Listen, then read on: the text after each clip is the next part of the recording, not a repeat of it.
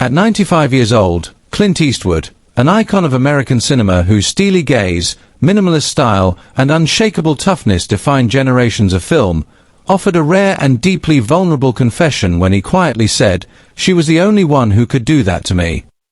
Born Clinton Eastwood Jr. on May 31, 1930, in San Francisco and raised during the Great Depression, Eastwood's early life of frequent moves and modest means forged a resilience, independence, and discipline that would later define both his screen persona and his real-life demeanor.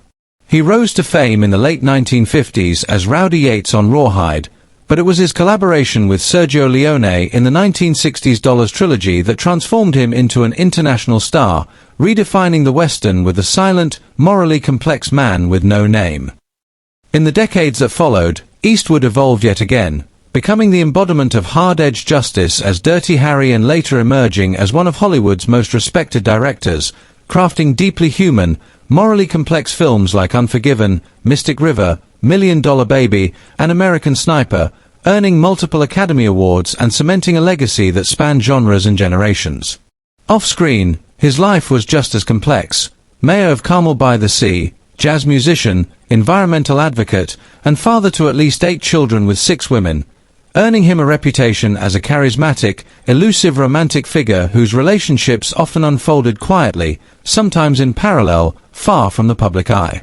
He married Maggie Johnson in 1953 and remained with her for 3 decades despite infidelity and strain, later forming long-term relationships with women like Roxanne Tunis, Frances Fisher, Jacelyn Reeves, and Dina Ruiz, each chapter adding to the intricate mosaic of his personal life.